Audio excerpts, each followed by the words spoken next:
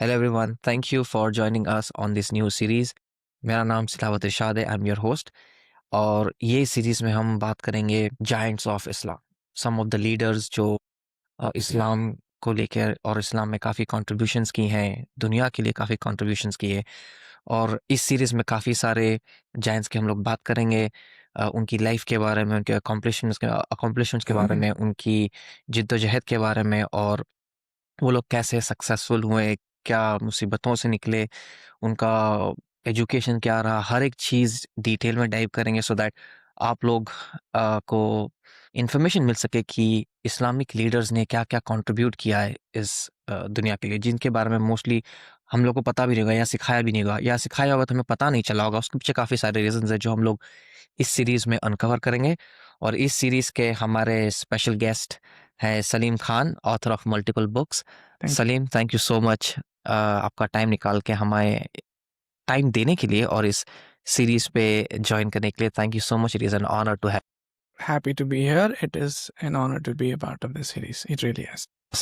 सो इससे पहले कि हम अलग अलग जाइंट्स के बारे में बात करें, इन जाइंट्स ने क्या क्या किया है, क्या नहीं किया है, maybe a quick introduction about yourself. I will obviously add आपकी इन्फॉर्मेशन पूरी। Right. I know, as I mentioned, आपने काफ़ी सारी बुक्स लिखी है, वेरी इंटरेस्टिंग बुक्स। मैंने आपकी बुक पढ़ी है, first book the golden age of Islam और the warriors of Islam, women in Islam. So amazing work. Just how would you like to introduce, आप कैसे इंट्रोड्यूस करना चाहोगे हमारी ऑडियंस से? बहुत simple introduction है. A believer who is struggling to follow the tenets of Islam every day. Trying hard, मेहनत, and वो मेरी journey है, कर रहा हूँ. And trying to share my knowledge with people through this journey. That's it. And I'm an author of a few books. But ये journey easy नहीं थी.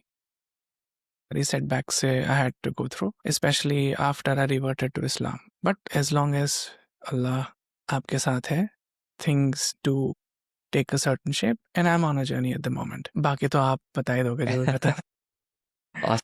सो फर्स्ट जाइंट जिससे हम ये सीरीज शुरू करना चाहते हैं is Mehmed the second, Correct.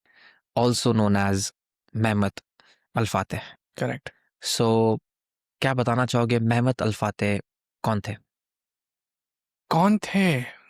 The name speaks for itself, right? वो एक डायनामिक किंग थे ऑफ ऑटोमन एम्पायर. वो एक खलीफ थे, if you want to call that. Murad the second के बेटे थे वो. और वो बहुत एजुकेटेड इंसान थे. उन्होंने सिर्फ कुरान और हदीस या फ़िक़्ह ही नहीं पढ़ा था. जैसे हमने गोल्डन एज ऑफ इस्लाम के जायंट्स को डिस्कस किया, उन्होंने महमद अल फातेह ने उन सब के बारे में कुछ ना कुछ पढ़ा है. एस्ट्रोनॉमी में इंटरेस्ट था उनको, फिलॉसफी में इंटरेस्ट था उनको, राइटर थे वो. Other than being a warrior, जब हम रिसर्च करते हैं किसी शख्स के बारे में, एक टॉपिक रिलेटेड रिसर्च होता है. हाउएवर उस रिसर्च में बहुत सारी चीज़ें आप जानते हो जो आप किताब में नहीं लिख सकते, because it is out of the scope of the book. तो उनके बारे में कुछ इतनी अमेजिंग चीज़ें जानी हैं. उनके अखलाक जो थे, the way he carried himself, उनकी अपब्रिंगिंग जो थी, जिस तरीके से उन्होंने आर्मीज़ को लीड की, आर्मीज़ का साइंस पढ़ा, उनकी साइकोलॉजी पढ़ी, ये सब उन्हें ग्रेट बनाता है. बट अगर सिंगल लाइन में मैं कहूँ कि उन्हें क्या ग्रेट, हिस्ट्री ने क्यों ग्रेट बोला, that is he became al Fatih because उन्होंने एक ऐसी सिटी को कॉन्कर किया जो सिर्फ सिटी नहीं था, और जो सिर्फ सिटी नहीं थी बट एक रोमन एम्पायर का बीटिंग हार्ट था. दैट इज कॉन्स्टेंटिनोपल, कंस्टेंटिनिया, जो 1123 साल तक खड़ी थी, which is one of the longest standing history of a city. और एक 21-22 साल का लड़का आता है, प्रॉफिट की हदीस पढ़ता है, ऑब्सेस होता है और कॉन्कर करता है. अब इससे ज़्यादा क्या ही कहें उनके बारे में. सो ये काफ़ी सारे आपने पॉइंटर्स बताई है right off the bat, conversation start होने से पहले ही, right. And I am excited कि उनकी लाइफ की स्टोरी से मुस्लिम यूथ को कैसे इंस्पिरेशन मिल सकती है, राइट. बट कोई भी लीडर जो आगे जाके अमेजिंग काम करता है, उसके लिए एक एनवायरनमेंट, एक मेंटरशिप, एक टीचर, पेरेंट्स, एनवायरनमेंट, हर एक चीज़ एक हिसाब से कहीं न कहीं अपना रोल प्ले करती है, करेक्ट। राइट? तो उनका मेहमत अल फ़ातिह का बचपन कैसा था? कहाँ पैदा हुए? एड्रियानापोल में पैदा हुए थे। हुँ, एदिरने भी कहा जाता है उस जगह को। And I think he was born in 1432। अच्छा।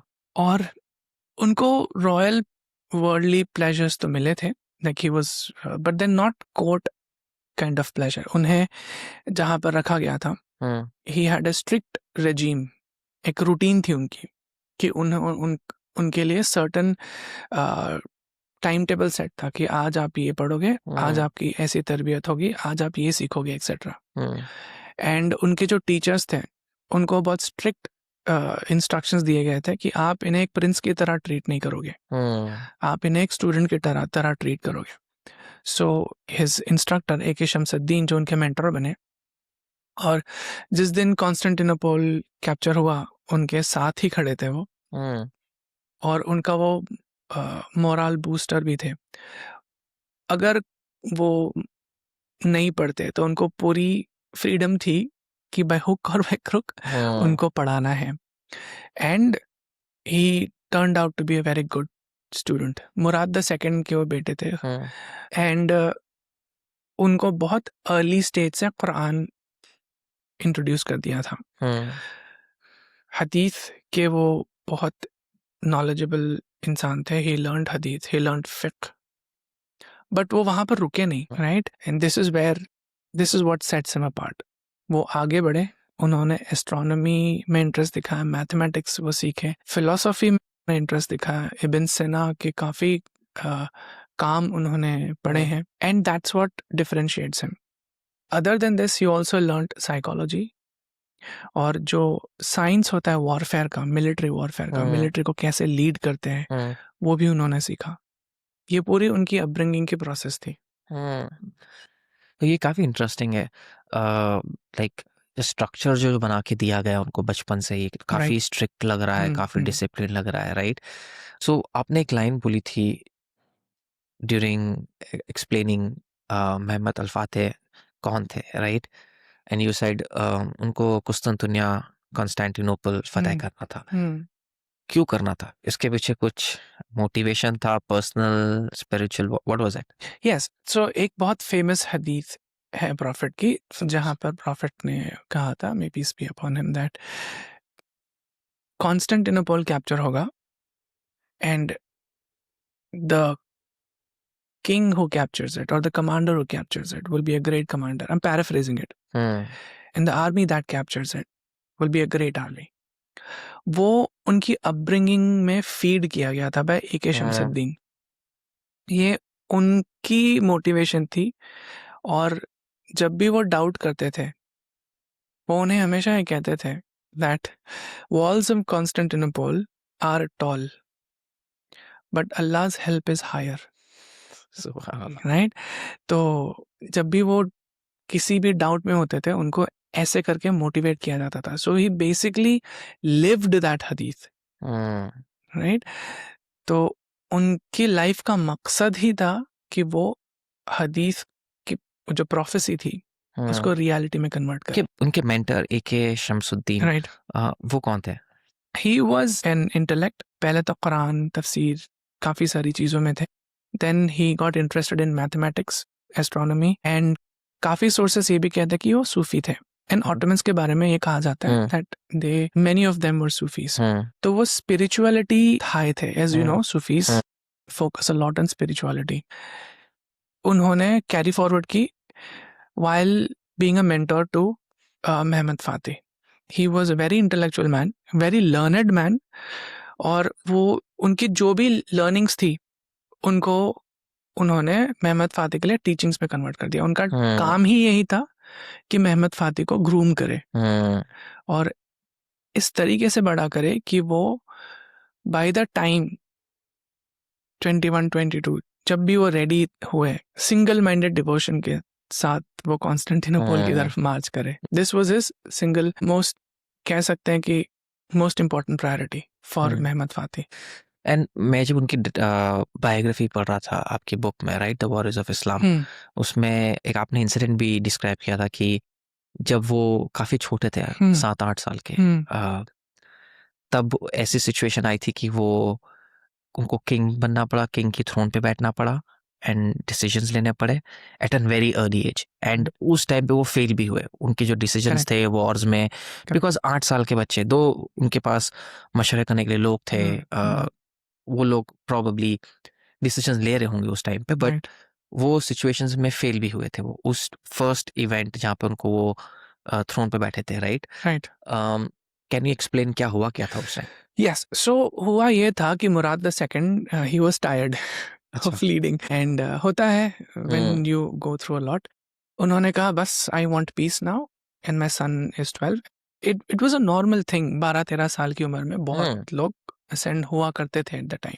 तो उनको स्पोरेडिकली थ्रोन पर बैठना पड़ा and he was not ready at the time, hmm but Murad the second thought he is and he probably could have continued. But हुआ ये कि जैसे ही महमद खान थ्रोन पर बैठे, ये न्यूज़ फैल गई कि कोई एक बच्चा हम्म थ्रोन पर आया है ऑटोमन्स के। क्रूसेडर्स एक्टिव हो गए। हम्म, Then other European forces like Polish forces and even North European forces, they united under one banner. अच्छा। And their objective was to oust मतलब ऑटोमन्स को बाहर निकालो बाहर यूरोप निकालो से। उनके रीजन से। ओके। ओके अब इस सिचुएशन में फाती हैड मतलब बहुत डिफिकल्ट था। एक 12 साल का बच्चा क्या करेगा correct. All of a sudden, हाँ, अगर ये होता तो करेक्ट। क्या करेगा। तो उनके जो एडवाइजर्स थे उन्होंने बोला he can not continue, you come back. Hmm तो मुराद द सेकंड वापस आए।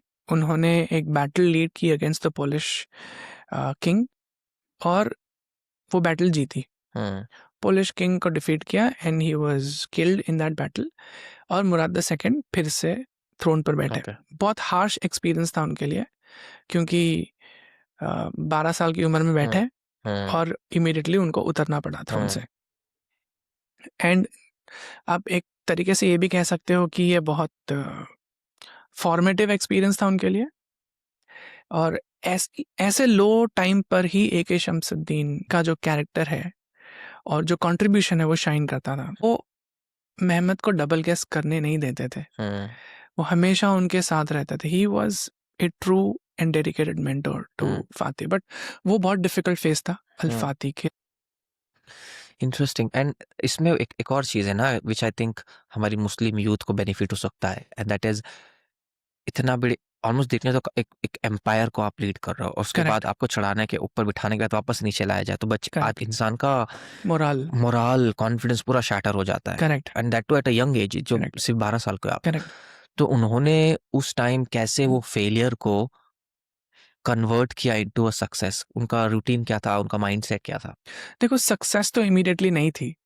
He went through a lot hmm of training after hmm that. उनके बहुत सारे अलग अलग ट्रेनर्स थे, वॉरफेयर ट्रेनर्स थे, अगेन स्पिरिचुअल ट्रेनर्स थे। हम्म वो कभी अकेले नहीं थे। हम्म देखो अगर आप एक प्रिंस हो, चैलेंजेस बड़े होते हैं, बट सपोर्ट स्टाफ भी आपका वैसा होता है। ट्रू। एंड आई थिंक जो सही है उसको बोलना सही है, पॉन्टिफाई नहीं करना चाहिए हमें कि उन्होंने all of a sudden turn around हुआ, ऐसा कुछ नहीं हुआ था। ही हैड अ जर्नी, वो भी उन्होंने भी स्ट्रगल किया था। एक 12 साल का बच्चा, हम्म उन्हें वक्त लगा, बट जब वो आए वापस, he was a much better person in terms of being groomed as a king. Hmm and इस बार जब वो थ्रोन पे बैठे तो फिर हिस्ट्री बन गई। सो कब बैठे वो थ्रोन पे, क्या situation, under what scenario? I think 1451 में मुराद द सेकंड की डेथ हुई थी। अच्छा। And around about that time Mehmed had ascended the throne. So फिर थ्रोन पे आने के बाद as soon as he ascended the throne, what did he plan? क्या प्लान था उनका? पहले तो जैसे मैंने आपको कहा, द ऑटोमन एम्पायर जब मुराद द सेकंड आए एंड से जब वो तकरीबन 6-7 साल तक थ्रोन पर रहे, स्टेबिलिटी आ गई थी और जो भी वॉलेटाइल फोर्सेस थे उनको उन्होंने सबड्यूट कर दिया था। This time Fati's transition was easier. जो एम्पायर था रिलेटिवली स्टेबल था, और इस वजह से उनको फिर वो बेस मिला to start thinking about Constantinople. अच्छा। उनकी जो अनफुलफिल्ड ड्रीम थी उसको फुलफिल करने का फिर उन्होंने प्रोसेस चालू कर दिया। फॉर एग्जाम्पल 1451 में वो असेंड हुए, 29 मई 1453 कॉन्स्टेंटिनोपल कॉन्कर हुआ। वाओ। सो ये जर्नी ऑब्वियसली आसान नहीं रही है, right? After 6-7 years, I think 18 years के थे जब वो थ्रोन असेंड किए थे, 18 19 समथिंग। 51 32 में उनकी पैदाइश हुई थी, तो 19 साल।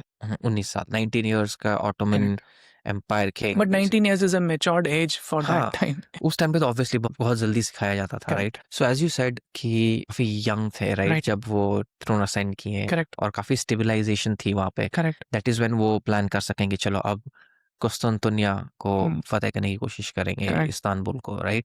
सो उनकी एज क्या थी जब ये उन्होंने? प्रेपरेशंस तो काफी पहले से शुरू हो गई थी आफ्टर अच्छा। ही असेंडेड द थ्रोन, अच्छा। बट आर्मी जो मार्च करना स्टार्ट करी थी वो 6 अप्रैल 1453 को था। अच्छा। 80,000 लोग उफ। को लेकर उन्होंने मार्च किया, एंड आई थिंक सीज जो शुरू हुई थी वो उस दिन हुई थी। अच्छा। बट प्रेपरेशन आई थिंक वो थ्रोन के असेंड होने के बाद से उन्होंने शुरू सो कर पहले दिया। से ही ठान के बैठे Yes. थे कि जैसे मैंने आपको कहा, attack जब करना है। वो पढ़ रहे थे तब से उनके दिमाग में ए के शमसुद्दीन ने डालना शुरू कर दिया था that you will conquer Constantinople. वो पूछते थे सवाल जब उमैयद नहीं कर पाए, करेक्ट। हाँ। और बाकी जो दूसरे हॉस्टाइल फोर्सेस है वो नहीं कर पाए, तो मैं कैसे कर सकता हूँ? That's when he used to say Constantinople's walls may be high but अल्लाह's स्ट्रेंथ इज हायर। बेशक। तो उनका प्रोग्रामिंग तो पहले से शुरू हो गया था। सो वॉक अस थ्रू कि ये जर्नी हुई कैसी? लाइक ये शिप्स में गए थे पूरे 80,000 man, like how are they planning and how, कैसे अटैक किया सो कॉन्स्टेंटिनोपल? वो 80,000 टोटल जो था उसमें बहुत सारे अलग अलग सोल्जर्स थे, as in there was cavalry, there अच्छा। Was rangers, okay, there were archers, okay, there were foot soldiers, there was a special regiment called the Janissaries. They were the elite forces. Like अच्छा। हर एक force country के पास एक elite force होता है. Janissaries were the elite forces for the Ottomans, and they were known for their warfare, and they were very very smart in the way they carried themselves. और उन लोग ज़्यादा ammunitions नहीं carry करते थे. उन लोग अपनी speed पर ज़्यादा depend होते थे. And उनके पास अच्छे खासे Janissaries थे when he led the siege. There were ships, of course, and एक बहुत interesting story है how he managed to cross the Golden Horn. But yes, they traveled throughout the Europe to reach Constantinople through different means. Obviously ships जो है वो by sea route ही आएंगे, but overall it took years of preparation. I mean 80,000 की army को gather करना ही बहुत बड़ी बात है, right? So it requires a lot of investment. It requires a lot of money and artillery, force, I mean gunpowder and all those things. Huge effort. जो काफी जिसके बारे में ज्यादा बात नहीं की जाती है actually. Yeah, agreed, because it's, I think it makes total sense, right? अभी जब आप कहते हो कि वहाँ पे स्टेबिलिटी थी, बिकॉज ऑब्वियसली आप जब भी एक जंग लड़ने जा रहे हो, कुछ सिटी कॉन्कर करने जा रहे हो, ऑब्वियसली एज यू सेड पैसा लगता है, you have to spend money like anything. वो तभी हो सकता है जब आपके पास अच्छा खासा पैसा हो, आपके पास फाइनेंशियली स्टेबिलिटी हो, सो दैट ये फंड कर सके आप, राइट? बिकॉज महीनों हफ्ते गुजर जाते हैं अगर आप कोई जंग में जाओ, तो इट मेक्स टोटल सेंस। साल भी गुजर जाते हैं, एग्जैक्टली। सो इस सिनारियो में ऐसी कोई चीजें हैं, टॉप 3 चीजें that comes to your mind जो प्रॉब्ली कंसिडर्ड इम्पॉसिबल कि ये नहीं हो सकता, लेकिन उन्होंने किया। ओके, पहली चीज कॉन्स्टेंटिनोपल के वॉल्स को ब्रीच करना। It was considered impossible, but उन्होंने वो किया। कैसे किया? That itself is a feet. Second, golden horn को क्रॉस करना। सो गोल्डन हॉर्न एक बेसिकली एक जगह का नाम है small opening, sea opening between the city limits of Constantinople and Galata Hills. अच्छा वहाँ पर उन्होंने एक बहुत बड़ा चेन बना दिया था हम्म कॉन्स्टेंटिनोपल के डिफेंसेस ने. कोई भी शिप उसको क्रॉस नहीं कर सकती थी बिकॉज वो टाइम पे वुडन शिप्स होते थे और उस चेन को क्रॉस करके जाना नामुमकिन था. अच्छा तो मेहमद फाती ने एक ऐसी चीज की, ही डिफाइड लॉजिक. उन्होंने गलाटा हिल्स के साथ ट्रीटी की हम्म और शिप्स को लैंड के थ्रू ले गए. लैंड के through as as an imagine this is imagine this is the city limit, हाँ this is the sea, this is Galata Hill. हाँ उसके पीछे कॉन्स्टेंटिनोपल की नेवी है. हाँ दे आर रिलैक्स्ड हाँ बिकॉज गोल्डन हॉर्न को क्रॉस करके तुम जा नहीं सकते. there's a correct huge chain. हाँ और ये गलाटा हिल्स यहाँ पर है. हाँ तो वहां से वो वुडन लॉक्स को ग्रीस करके शिप्स को चढ़ा के बुल्स से पुल करके डैम डायरेक्टली रात को ले गए. Next morning the navy was shocked कि ये नेवी पीछे से कहाँ से आ गई, हाँ right? Wow And as a result, they panicked. That was a shocking thing that he did. Nobody expected that. And he did this ये रातों रात किया रात. उन्होंने. इमेजिन इतने सारे शिप्स उठा के लेके जाना Hmm. रात अंधेरी रात में was a feat in itself. It was. And that is what led to the eventual fall of Constantinople. Interesting. So ये जंग जो चली Hmm. Right between Constantinople and Mehmed al Fatih कितना ड्यूरेशन का था, कितना easy It difficult? started on April 6th, Uh-huh. 1943, and it ended on May 29th, 1943. So, तकरीबन you can say करीबन 2 महीने 2 के महीने, approximate. approximately 2 months. It was brutal. Hmm bloodshed बहुत था बिकॉज सीज है, वॉरफेयर है.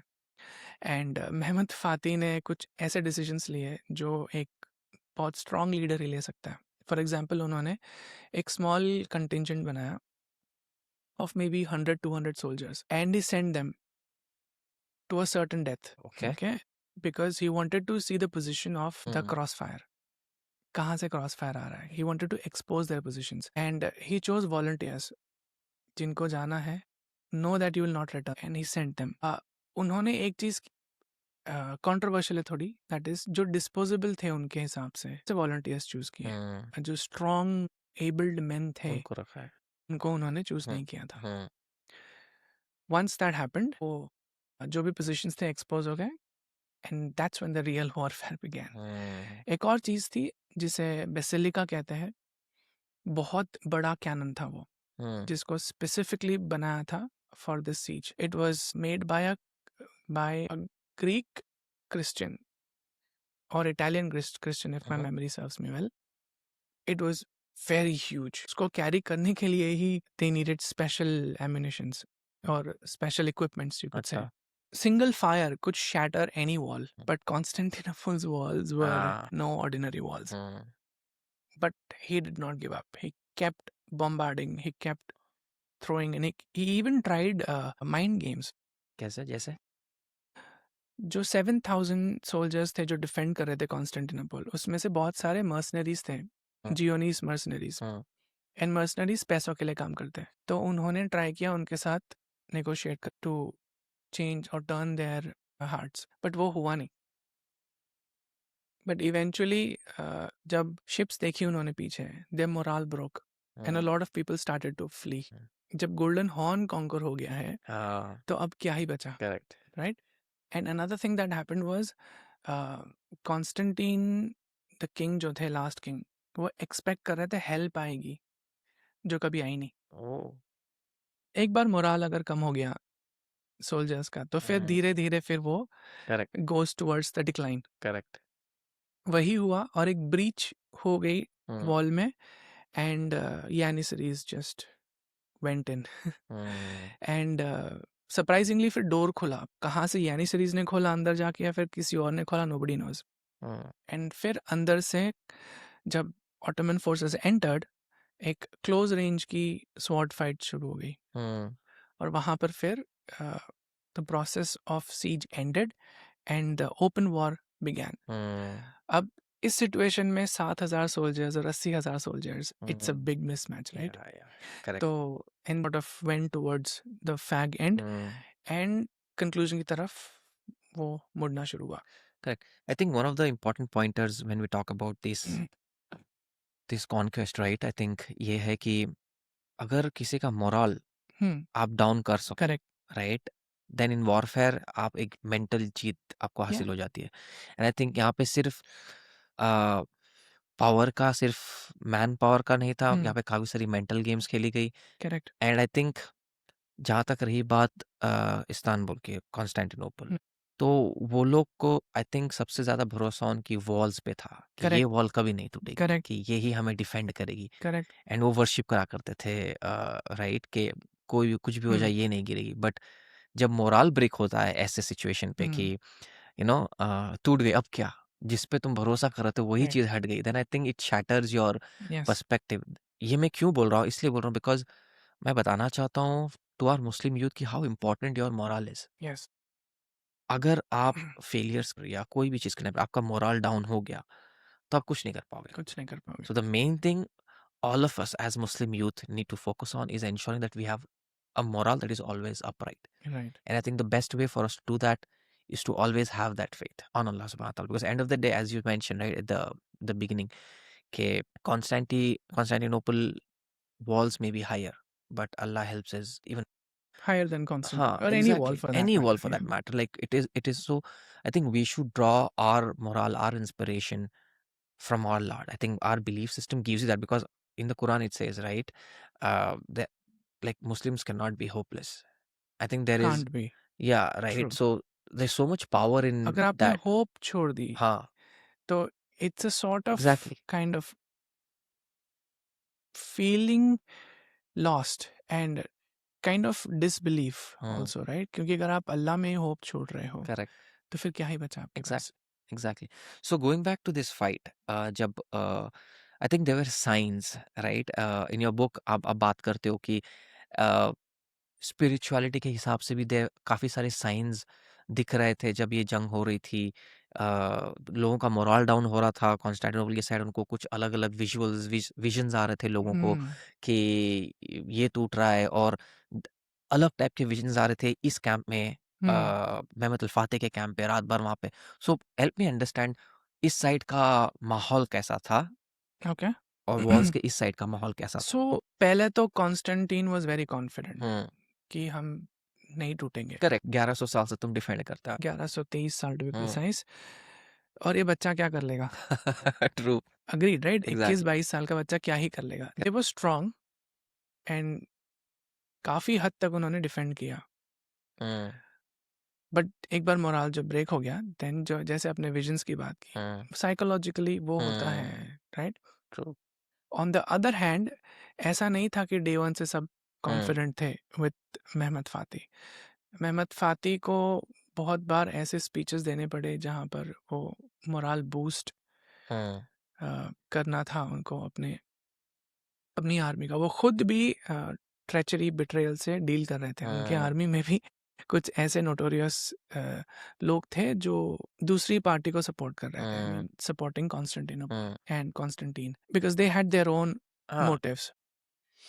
उनको इन सब चीज़ों से डील करते हुए आगे बढ़ना था। Hmm, I think that is where जब उनकी तरबियत हुई थी about military warfare and military science, hmm, वो यहाँ पर काम आई हुँ, कि कैसे वो अपने सोल्जर्स के मोराल को हाई रखते थे, हुँ, कैसे वो अपने सोल्जर्स के मोराल को हमेशा कहते हैं, I mean he used to feed that morale through Quran हुँ, एंड थ्रू hadith, which हुँ, he felt would keep them motivated. हुँ, So on an average, by the time last night हुँ, arrived, they were very high because of his thunderous speech that he hmm, delivered. I have written in the book, tomorrow either I take the city or hmm, the city takes me. yeah, पागलपन था उनके sir पे। हुँ, फिर उन्होंने वो हदीस repeat की सबके सामने, and then he asked, don't you want to be that army? He was like, मैंने हमारी किताब में लिखा, ही बेलोड, हुँ, मतलब जब कोई इंसान एक्सप्रेस करता है hmm, with all his strength and might, कभी किसी बहुत हैवी जानवर को आवाज निकालते हुए देखा, दैट्स कॉल्ड बेलोइंग। वैसे वो बेलो कर रहे थे, and that like was the final nail in the coffin for the army. तो आर्या पार, हम्म ऐसा वो जज्बा उन्होंने क्रिएट किया before the final assault hmm on 29/14/53. in your and in your chapter of in your book, basically in your chapter about Mehmet Al Fateh, right, you also talk about on the last night, वो फतेह हम्म, करने की एक रात पहले जब मेहमत अल फातह सबको address कर रहे होते, स्पीच दे रहे होते, मोटिवेट कर रहे होते, कुरान चालू है राइट, पीछे, एवरीवनस रिसाइटिंग, और वो हदीस भी सामने आ रही है यहाँ पे, हुजूर सल्लल्लाहु अलैहि वसल्लम ने कहा था कि how great that army is that will conquer correct, Constantinople, how great is the commander, and सब लोग अपने अपने खेमे में सब रो रहे थे because they realise they are very close and that could happen and everyone was trying to motivate. And then also ये चीज़ कि शमसुद्दीन ने भी काफ़ी उनके करेक्ट, पूरे टाइम पे, because end of the day you need, आप सबको मोरल करेक्ट। आपका दे मोरल कौन आपका हाई मोरल रखेगा? कौन हैंडल कर रहा है, ए के शमसुद्दीन वो वाज मेंटर राइट रहे, बिसाइड हिम। हाँ राइट बिसाइड हिम, उनको हेल्प कर रहे थे। उन्होंने आई गेस उन्होंने एक एडवाइस भी दी थी in a book, you do mention कि अगर जब कल उन्होंने, I think not even advice, it was like a statement कि कल आप कॉन्स्टेंटिनोपल फतह करोगे और but remember that victory has come from Allah subhanahu wa ta'ala. And that's जब कॉल्ड ग्राउंडिंग। ग्राउंडिंग एंड उस टाइम पे कहा कि अल्लाह की तरफ से आएगा, और हम्बल रहना जब राइट, एंटर करोगे सिटी को, रिमेंबर कि अल्लाह ने तुम्हें विक्ट्री दी है। Correct. And imagine, just notice the choice of words. He said, exactly, tomorrow you will, या exactly, that's what I am saying, conviction, tomorrow you will या enter Constantinople. And remember to be humble because yes it is because of Allah that you have the victory. Correct. And I think this is very important because sometimes even we as Muslims forget that हमारे पास जो भी resources हैं, sometimes it's your education, हर एक चीज़, there are so many blessings, your family, आपके माँ बाप, बच्चे, आपका घर बार, आपकी जॉब, आपकी हेल्थ, हर एक चीज़ एक ब्लेसिंग है। Hmm. And specially when people have little bit money और थोड़ा Hmm. ज़्यादा पैसा, तो देयर आर चांसेस कि लोगों के अंदर वो एक एक इट इज़ वेरी सटल, पता नहीं चलता, बट एक अना भी आ जाती है Hmm. कि भाई मेरे पास ये है तो मैं सुपीरियर हूँ, राइट? Right. बट इमेजिन एक किंग जो एक इतनी बड़ी सिटी फतह करने जा रहा है, and the teacher is saying, mentor बोल रहे हैं कि हम्बल रहना, तो हम लोग के लिए कितना इंपॉर्टेंट है to ensure we also stay humble in all of these kind of scenarios, right? So I want to ask you, उनका अप्रोच कैसा था जब वो last day battle 50th day, Hmm. Right? So help us kind of walk through, उस दिन क्या हुआ, रात को इतना मोरल बूस्ट हुआ, कुरान पढ़े गए, रिसाइट किए गए, हदीसें पढ़ी गई, मोटिवेट किया, सुबह का फिर माहौल कैसा था, and then how did he conquer the city? So by the time the last night arrived, Constantinople had sort of become, कहते हैं ना, एक skeleton city बन गई थी. Like people were already fleeing. Message had gone out that we are not going to survive. Golden Horn is gone. And the king Constantine also received several messages that हमें अब help नहीं आने वाली कहीं से. They were dependent on help. अब और उनकी नेवी भी काफी हद तक डिस्ट्रॉय हो चुकी थी. तो अब करें तो क्या करें? तो यहाँ पर डर का माहौल था. कुछ सोल्जर्स बचे थे, and Constantine himself fought bravely. I should mention that. Okay, just because he is Christian, I am not या going to correct. Degrade him. Fatih और उनकी आर्मी बस भारी पड़ गई. और नेक्स्ट मॉर्निंग जब वो आगे बढ़े, final nail in the coffin was एक पर्टिकुलर वॉल ब्रीच हुई थ्रू कांस्टेंट बम्बार्डमेंट, और वहां पर ऑटोमन का फ्लैग गाड़ दिया.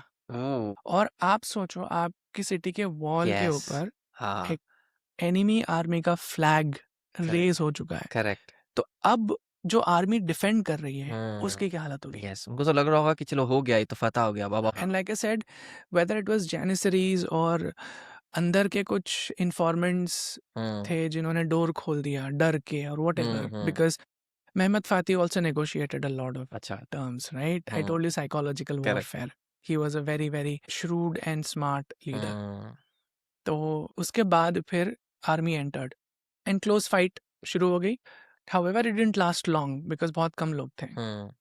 और ये कहा जाता है कि टेम्पररीली लूटिंग भी शुरू हो गई थी. अच्छा, हाँ, बट जैसे फाती को पता चला, जैसे वो एंटर करे, he was very strict. He said nobody will loot anything and no bloodshed with civilians. किसी को नहीं मारना है, और उन्होंने अनाउंस किया कि अगर आप अपने वेपन्स, और ये अनाउंसमेंट उनके लिए था जो फाइट करते सोल्जर्स थे। उन्होंने बहुत क्लियरली बोला था सिविलियंस को कोई हार्म नहीं करेगा।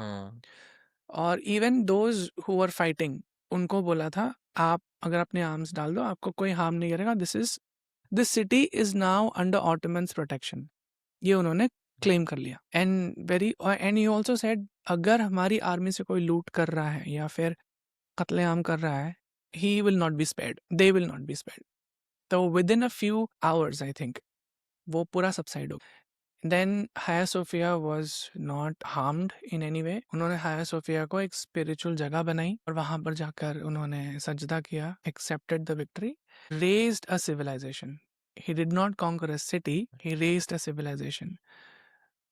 क्यों मैं ऐसा कह रहा हूँ? आज देखो क्या है Istanbul, right? It is a civilization. So this was his major attribute कि उन्होंने कॉन्स्टेंटिनोपल को सिर्फ एक सिटी की तरह कैप्चर नहीं किया, उन्होंने अपनी कैपिटल मूव की और उन्होंने लॉन्ग टर्म देखा कि अब ऑटोमन का कैपिटल यही होगा। ही कॉल्ड इट इस्लाम्बुल, अच्छा, a city abandoned in Islam, which eventually became Istanbul. I'll tell you a very important thing about Mehmet Fatih and his virtues here. And why Mehmet Fatih was Mehmet Fatih. क्या आपको पता है कि Constantinople पे several attacks हुए थे? You know that? क्या आपको पता है कि क्रूसेडर्स ने कॉन्स्टेंटिनोपल पे अटैक किया था? I'm not sure, like I don't know. Okay. I'm not dive that deep. 1204 में अच्छा, क्रूसेड लॉन्च हुए थे एंड उन्होंने कॉन्स्टेंटिनोपल पर अटैक किया था। अब आप सोचोगे क्रूसेडर्स क्रिश्चियंस, कॉन्स्टेंटिनोपल भी क्रिश्चियन, correct. क्यों? ये डिफरेंस तब आया था because there was a rift in theology, belief हाँ। System, that is western Europeans Roman Catholicism की तरफ मूव हो चुके थे, whereas Constantine was still towards older Orthodox Christianity, right? And Crusaders were ruthless. Yeah. उन्होंने 1204 पे कॉन्स्टेंटिनोपल पे attack किया, अच्छा, हाया सोफिया को डेसेक्रेट किया, डिस्ट्रॉय नहीं डेसेक्रेट, निस्तो नाबूद जिसे कहते हैं, वहाँ के रेलिक्स उठाए जो भी उनके थे और वेस्टर्न यूरोप ले गए, कत्लेआम किया, मैसेकर किया क्रिश्चियंस का। और ये मैं नहीं कह रहा हूँ, क्रिश्चियन हिस्टोरियंस बोलते हैं, they call it the worst crime by Christians against Christians, जो क्रूसेडर्स ने किया था। Compare that with what Mehmed Fatih did, correct, right? No, उन्होंने कोई कत्लेआम नहीं किया, yeah, कोई रेलिक्स नहीं चुराए, correct. उन्होंने जिनको जो फॉलो करना है वो फॉलो करने दिया, churches were not destroyed, okay? और उसका प्रूफ ये है कि आज भी हाया सोफिया खड़ा है, Yes. और आज भी वो म्यूरल्स वही हैं, और म्यूरल्स ऐड हुए हैं बिकॉज अभी ऑटोमन्स ने कैप्चर किया है, तो they will add their culture to it, they will add their religious science to it, but Hagia Sophia आज भी खड़ा है, राइट? This was the virtue of Mehmet Fatih, and I think this is what makes him Fatih. Yeah. ये बात सही है कि कॉन्स्टेंटिनोपल उन्होंने कैप्चर किया, बट जो रियल एसेंस है ऑफ बीइंग फातिह, उन्होंने कॉन्स्टेंटिनोपल के डोर तो खोले, बट वहाँ के लोगों के दिलों के भी दरवाजे खोले, right? That is a sign of a true leader. That is why there is a civilization that still exists in Constantinople, which is Istanbul. And I think that is the beauty of a leader who follows the sayings and the teachings of the Prophet Muhammad sallallahu alaihi wasallam, right? Because Correct. that is what Prophet Muhammad sallallahu alaihi wasallam always advised. उन्होंने यही advice किया गया, कभी भी तुम कोई चीज़ फतह करो, कहीं जाओ फतह करो, कोई नई सिटी होगी, कोई भी चीज़ होगी, वहाँ पे लूट मार मत करो, बच्चों को मत मारो, कम्युनिटीज Women को मत मारो, करेक्ट, वुमेन को मत मारो, करेक्ट, बुद्धों को, किसी कोई बुजुर्ग एज को नहीं बुजुर्गों मारो, को बुजुर्गों को करेक्ट, मत मारो, उनकी चीज़ें डिस्ट्रॉय मत करो, लूट मार मत करो, correct, because those are the teachings, or that is exactly what Mehmet Al Fateh did. And correct, मुझे एक और चीज़ काफ़ी पसंद है, and I love this title जो उनको मिला है, right? Mehmet Al Fateh, the opener, correct, right? And that is why मैं अपना series उनके नाम से पहले शुरू करना चाहता था, Mehmet Al Fateh, because I wanted to open the doors for our Muslim youth, so that उनको भी लग सके कि जब एक young Muslim जो passionate हो, driven हो, at the age of 21 years, At the same time, at merciful and kind. merciful and kind, and conquering a city like that which 1100 साल तक 1123 साल तक कोई Yes, कॉन्कर नहीं कर पाया। बड़े correct, बड़े डायनास्टीज एम्पायर्स आ गए बट correct. कुछ नहीं, बट ही रिड बिकॉज उनके अंदर पैशन था, डिजायर था, ड्राइव था Correct, ये करने correct. का, and he was able And to do a it. very, very shrewd mind to plan. Exactly. और ये बहुत इंपॉर्टेंट है right, like as a leader Hmm, तुमको ये सब टैक्टिक्स आनी चाहिए। correct. You should know warfare, कहाँ मर्सीफुल है, कहाँ पे तुम्हें अपना दिमाग चलाना है, कहाँ पे काइंड होना है। I think as Muslims we also need to do that. हम लोग को भी ज़रूरी है कि हम हर चीज़ सीखें, और ये तभी होगा जब हम लोग पढ़ेंगे, Right, लिखेंगे, सीखेंगे, बैठेंगे उन right, लोगों के साथ, बिकॉज उनका डिसिप्लिन ग्रूमिंग बहुत अर्ली अर्ली एज में हुआ। right. हम लोग तो स्टार्ट भी नहीं हुए हैं, 30-30 साल के हो गए, पढ़ भी नहीं रहे। सो क्या होगी हालत उम्मा की, राइट? सो ये, Compassion चला गया है, हाँ, कंपैशन चले गया है, एंड आई ऑल्सो थिंक गई है. एम्पैथी चली गई, क्यूरियस माइंड चले गया है, क्वेश्चनिंग एटीट्यूड चले गया है, वो ड्राइव, वो पैशन जो होना चाहिए इंसान में कि नहीं मुझे कुछ कर दिखाना, वो चले गया है। We have become very liberal with the word haram, जो कुरान भी बहुत sparingly use करता है. So if we are able to just add that one big factor, compassion to our daily lives, चीजें बदल सकती हैं. करेक्ट, But क्या हम करेंगे? दैट्स द बिग क्वेश्चन, क्या हम करेंगे? ये This is where I call upon the ulama. ये उन्हें सिखाना चाहिए. कुरान, हदीस, प्रॉफिट के अखलाक, बिकॉज उनके पास बहुत पावर है. हम्म, जो भी हमारा यूथ है, या फिर जो 40s में भी है, 50s में भी है, जिनके घर में यूथ है, they are programmed by them, they are very very powerful people. Yeah, अगर उनके दिल में ये बात आई कि हमें चीज़ों को बदलना है, we need to be more compassionate towards one another, तो फिर चीज़ें बदल सकती एंड हैं. I think a biggest sign for that, right, कि आपको पता लगे कि आपका, जिसको आप सुन रहे हो, जिसको आप मान रहे हो, is he the right teacher, I think is correct. Also the fact कि वो उनकी टीचिंग्स, और वो कितने मर्सीफुल टीचिंग्स सिखा रहे हैं, अल्लाह, करेक्ट. राइट? सो आज जब हम कुरान पढ़ाते हैं बच्चों को, मैंने बहुत बार देखा है, बहुत मर्सीलेसली कुरान पढ़ाते हैं बच्चों हम्म, को, मार मार के हम्म, पढ़ाते हम्म, हैं. I understand if the person child is naughty, hmm, but अब इसी चीज़ को आप कंपेयर करो कंट्रीज लाइक तुर्की है, जहाँ पर मोहब्बत से पढ़ाया जाता है. Hmm, another thing that I have noticed is, जब कोई बच्चा मस्जिद में जाता है, जिस तरीके से उसे ट्रीट करते हैं यहाँ पर इंडिया में, लाइक हम्म, ऑस्ट्रासाइज कर देते हैं, तू पीछे जा, यहाँ पर एग्जैक्टली, नहीं पढ़ना, पीछे जा, बच्चों एग्जैक्टली, को पीछे करो, बच्चों को पीछे करो. एग्जैक्टली, अगर आप ये एटीट्यूड लेकर चलोगे तो बच्चे मस्जिद से कैसे कनेक्ट होंगे? करेक्ट, तो वहां पर आता है तुम्हारा कंपैशन, एग्जैक्टली, वहां पर आती है तुम्हारी मर्सी. आप एग्जैक्टली, मोहब्बत से अट्रैक्ट कर सकते हो, राइट? या, आप ऐसे बात करके अट्रैक्ट नहीं कर सकते. And I think this is a very important point जो आपने भी रेज किया, राइट? बिकॉज अगर हम, और I have seen this happens, right, कि मस्जिद में जाते हैं तो बच्चों को बोलते हैं या तो साइड में चले जाओ भाई तुम, हम्म. या तुम लोग यहाँ चिल्लाओ मत, बाहर जाओ, मस्जिद के बाहर जाके खेलो। Hmm. But I remember one of the Sufi sayings also saying कि अगर तुम्हारी मस्जिदों में बच्चे नहीं भाग रहे तो it's a problem, it is a big problem. Because कल जाके यही बच्चे बड़े होंगे और ये करेक्ट. नहीं आएंगे मस्जिद में। करेक्ट. सो उनको खेलने दो, उन अगर वो खेल रहे बाद में when आपके पढ़ेंगे भी। when I would also go on to say, अगर आप मस्जिदों में प्लेग्राउंड बना सकते हो हम्म, तो बनाओ. अट्रैक्ट हम्म, चिल्ड्रन या, टू दैट और दोस प्लेसेस, और फिर उनके सामने पढ़ो नमाज, हम्म, क्यूरियस बनाओ उन्हें, या, and let them come and do it. Because एक बच्चा अपने घर में अपनी माँ अपने बाप को देखता है तो इमिटेट करना शुरू करता है. करेक्ट, मस्जिदों में आप बनो वैसे. आप बुलाओ बच्चों को, एग्जैक्टली, डांट के मत बुलाओ, डरा के मत बुलाओ, मोहब्बत से बुलाओ. बैठेंगे। और इससे मुझे एक और चीज़ याद आती है, राइट, कि यही अपब्रिंगिंग के हिसाब से हो जाती है, right? For example, I am not sure कि किसने बोला है, but people coated to Hazrat Ali, right, very side, कि अगर आपको बच्चे को लाइक उनको उनको सिखाना हो कोई भी चीज़, तो फर्स्ट 7 इयर्स उनको मत सिखाओ कुछ भी, खेलने दो उनको, जो करेक्ट. करना है करने दो उनको, hmm. Let them be outward, extrovert, introvert, whatever hmm. They want. So as I say, right, कि इमाम अली, अब आई हैव हर्ड कि बहुत सारे लोग इसको, आई हैव हर्ड कि ये सेइंग काफ़ी सारे लोग इमाम अली के साथ कोट करते हैं, जहाँ पे हजरत अली कहते हैं कि पहले 7 साल बच्चे को मत सिखाओ कुछ, खेलने दो, लेट देम बी, बच्चा है, बचपन है, खेलने दो। Of course. फिर नेक्स्ट 7 साल उसके बाद उनको सही और गलत में फ़र्क सिखाओ। ये सही है, ये गलत है। Then you are starting to grooming them, you are trying to teach them. और उसके 7 साल बाद आफ्टर 14 इयर्स उनके दोस्त बन जाओ।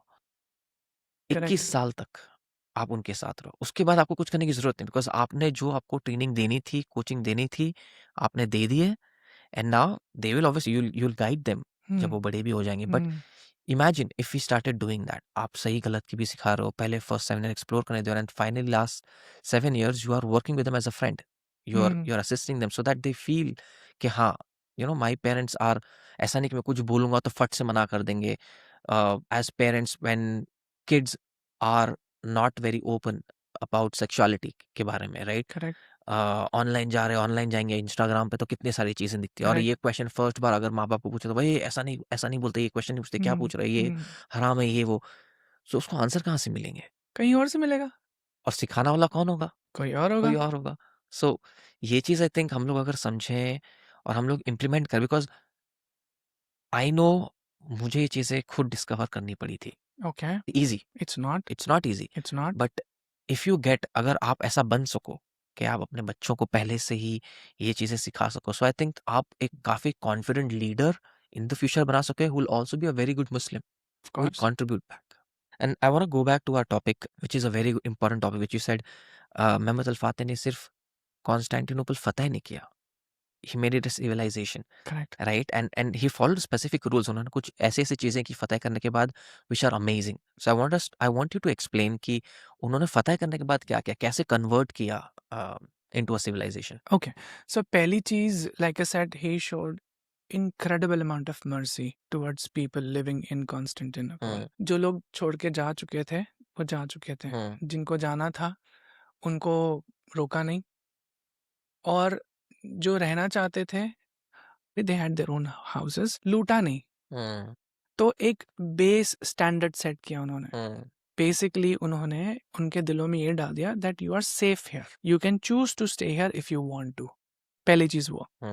दूसरी चीज उन्होंने फिर एक निजाम बनाया, दैट इज गवर्नेंस, जिसे इंग्लिश में कहते हैं। जनरली क्या होता है, जैसे क्रूसेडर्स आए, डिस्ट्रॉय करे, चले गए। करेक्ट, उनका मोटिव था ही नहीं टू बिगिन विथ। करेक्ट। उनका मोटिव ये नहीं था कि मैं आऊं, मेरे ईगो को सर्व करूं, कॉन्स्टेंटिनोपल कैप्चर करूं, प्रॉफिट ने बोला है, अचीव करूं और खलास, let's go. He went a step further. His objective was to conquer and live. Okay? So he made the city livable. As a result, many people then migrated to Istanbul. Okay? And because they migrated to Istanbul, now trade flourished. And he encouraged trade, not just with local Christians, but with other parties also. Right? And he was fair towards everybody. And that is what formed the civilization. What he indirectly made people believe is Constantinople is safe for your children. और अगर वो feeling आप में आ गई कि मेरा next generation यहाँ पर सेफ है, तो फिर आप क्यों जाओगे? Exactly. And he encouraged people to work hard, right? How did he encourage? By trade, by making it accessible, right? By bringing people together, by being inclusive. जो हमारे पॉडकास्ट का एक थीम है, Yes. being inclusive, वो उन्होंने kind of encourage किया। सो ही inculcated this inclusivity.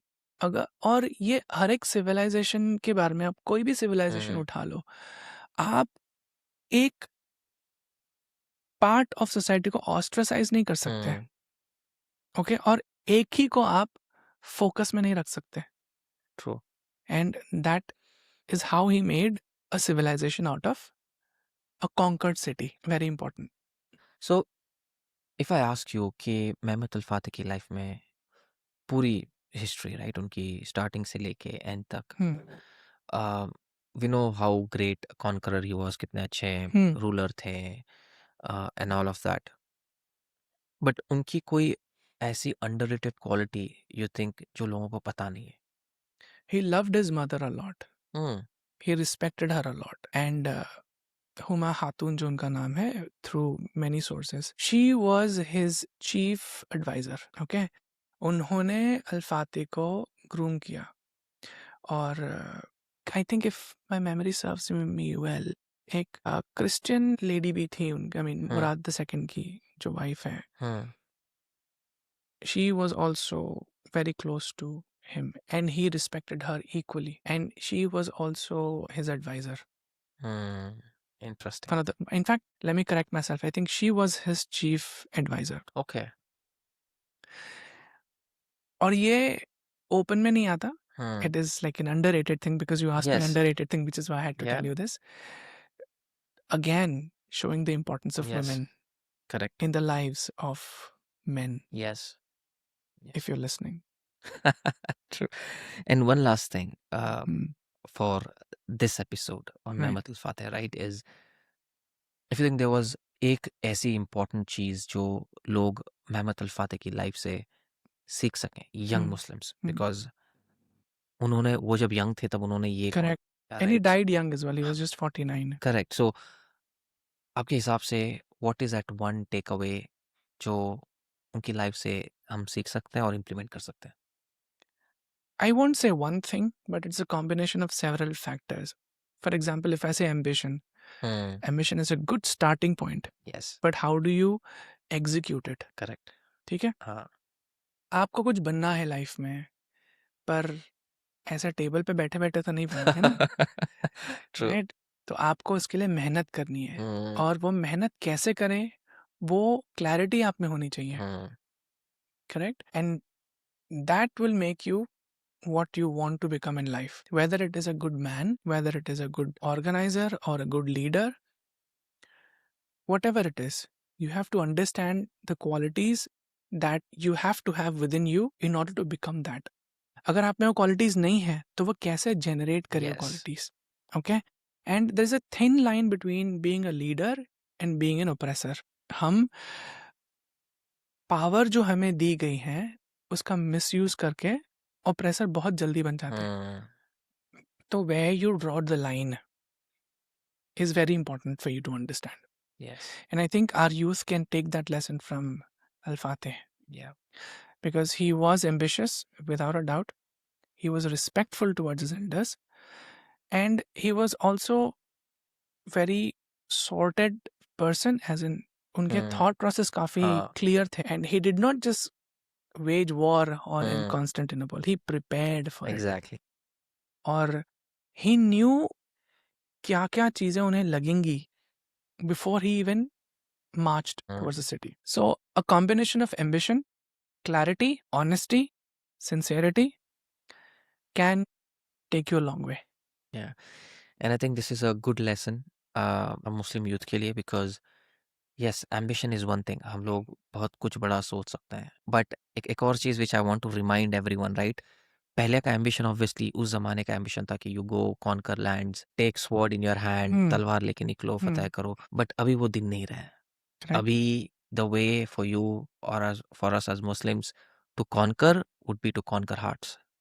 And Yes. वो तभी होगा जब when we educate ourselves, जब हम लोग Correct. पढ़ें, सीखें, कुरान क्या बोल रहा है, प्रॉफेट मोहम्मद की sayings क्या है. Quran क्या बोला? Yeah, हाँ, exactly. And And I said that for a reason, not yeah, to correct you. You yeah, said yeah. Quran, you didn't say Yes, translation. correct. But I wanted to emphasize it. Yes. हम आज translation पढ़ते हैं कुरान का, जो मैं कहने जा रहा हूँ, it's a very important thing. Please listen to it carefully. Translation जो हम पढ़ते हैं, वो किसी और का नजरिया है Exactly. of what he thinks Quran means. That's not Quran. Correct? तो आप कुरान पढ़िए जैसे अल्लाह ने आप पर नाजिल किया है. Yeah. अब आप बोलोगे हम कैसे पढ़ें, हम में क्या है? Start with alif ba ta. Yeah. Who stops I you? agree. Nobody says it's not going to be a struggle. Allah True. says it's easy. Yeah, yeah, Allah yeah. did not say it's not going True, to be true, a true, struggle. true. Correct? There is a difference between being simple and being easy. Correct? Easy आप बना सकते हो by struggling. Yeah. I love it. Correct? That's important. Yeah. And I think this is an important point, right? Because I want to give away answers, some answers at least, तो sir हमारी youth को एक direction मिल सके कि वो लोग क्या कर सकते हैं. अब जैसे आपने कहा कि Quran, and they might be thinking कैसे सीखे कुरान. नाउ ऑब्वियसली कहीं ना तो कहीं हाथ डाल, कहीं ना तो स्टार्ट करना पड़ेगा. Hmm. So, and this is what I look at it, right? As a Muslim, first होगा एंड ये समथिंग है जो मुझे खुद काम करना है खुद पर एंड दैट हुँ, इज़ कि मुझे खुद को अरेबिक सीखनी है फर्स्ट। हुँ, और अरेबिक के भी अलग-अलग वर्ड्स हैं, ग्रामर्स है, अ, उसके भी लॉजिक अप्लाई होते हैं। So it's correct, it's not something which anyone who thinks they know Arabic and they can quickly interpret things right, are also can be in trouble. So it is yes, very important that you yes, पता लगाओ कि सही teacher कौन है who can teach you Arabic in the right way, in a correct, merciful way, who right, teaches because Allah is all about mercy. Yes and then once you've learnt it, you also have your journey. Exactly. मेरी मेरी ये बहुत strong belief है कि आप सीखो, properly सीखो language, then you also learn uh, the the seerah of the prophet, Yes. correct? Awesome. Because what is Quran at the end of the day? Yeah. It is the prophet's journey, Yes. correct? The Yes. best seerah, the best book for the seerah of the prophet is the Quran. Yes. Because जब आप सीरा पढ़ोगे आप understand करोगे कब कौन सी आयत Correct. आई थी, Correct. समझे, और कौन से कंडीशन में वो आयत आई थी. Exactly. That's very ये important. एक चीज बहुत इंपॉर्टेंट है जो मैं आपसे कहना चाहूंगा, दैट इज आप जब भी कोई कुछ कह रहा है Hmm. उसका रिस्पॉन्स सुनो, Hmm. क्या कह रहा है, बट वो कैसे कह रहा है Hmm. वो भी बहुत इंपॉर्टेंट Exactly. है. बिकॉज क्या वो कन्विंस्ड कन्विक्शन से कह रहा है, Yes. क्या वो डिसेप्शन के थ्रू कह रहा है, Hmm. Hmm. उसका टोन समझो, read between the lines, Yes. understand what he is trying to convey, not say. There's a big difference. बोल कुछ आ रहा है और लेकिन कर कुछ इंसान का मोटिव कुछ और हो सकता है. Correct. So saying and conveying are two different things. Yes. तो अगर आपने ये समझ लिया कि वो क्या कन्वे करना चाह रहा है, Hmm. then you will understand the hidden message. So thank you so much Salim. I know we have हम लोग के पास अभी ऑब्वियसली हम लोग काफ़ी सारे और एपिसोड्स रिकॉर्ड Right. करने वाले हैं. This was a great first session and I am sure काफ़ी सारे लोग जो हमें सुन रहे होंगे अभी उनको भी काफ़ी सारी इन्फॉर्मेशन मिली होगी. महमद अल्फाते द ओपनर, ये टाइटल काफ़ी इम्पोर्टेंट है. सो आई होप कि ये इंटरव्यू आपका वो नज़रिया ओपन कर सके जहाँ से आप डिसाइड करो कि you will look forward to growing, you will look forward to learning, going back to what the first word of the Quran is. जो पहला word जो नाजिल हुआ था was Iqra, read. So I would urge you the same, read.